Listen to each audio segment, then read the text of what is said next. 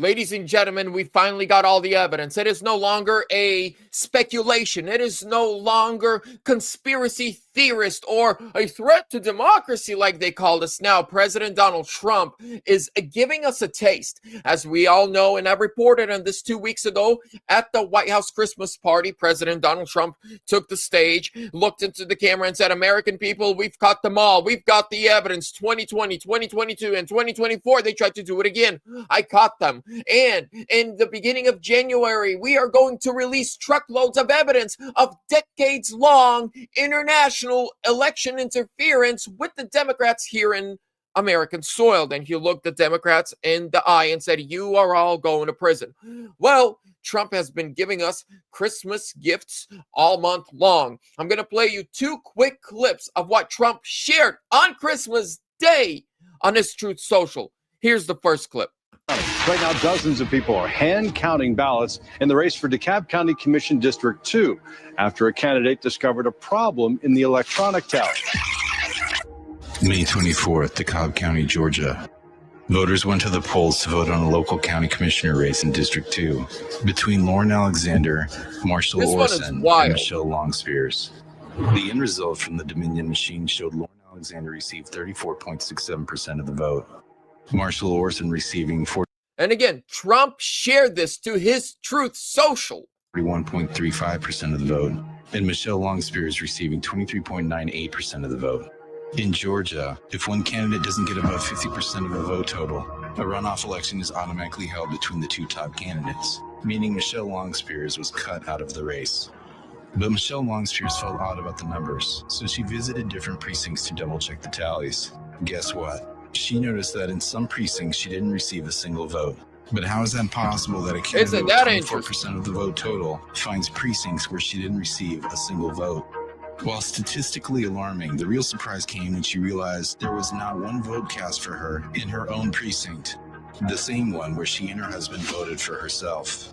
So in her own precinct, where she and her husband, that's at least 2 votes, she got 0.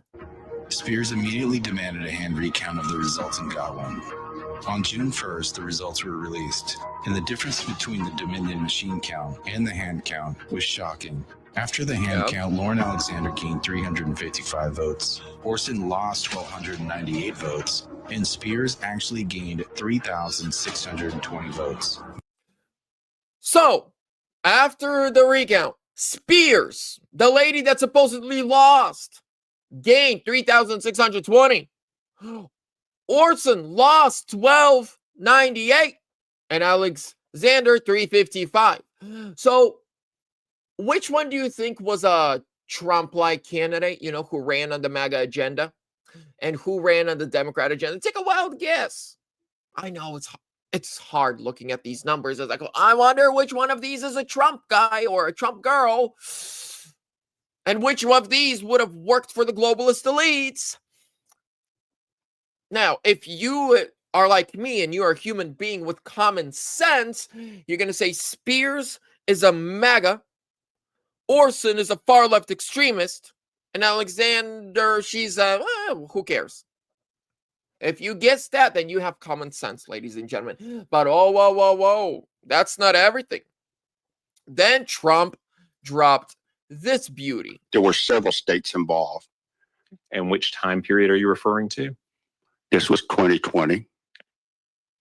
Before or after the election? During the election. Foreign penetration, foreign actors on Antrim. In your examination Maricopa of any of these Dominion systems, have you seen any indication of non-election personnel, CEO of a cyber company, remotely accessing a Dominion system? Yes. Can you tell us about that? I too have reviewed a series of emails produced by Dominion in which they're discussing remoting into Gwinnett County, Georgia. You also mentioned Dominion remotely connecting to election systems, but you don't have any evidence that occurred in Georgia, correct? There was one county. I've seen a lot of Dominion emails. I've had to translate Dominion emails from Serbian to English to verify the technical questions I was being asked about them. to verify that it was translated properly. So it's your testimony that there is evidence of Dominion remotely accessing Georgia election equipment?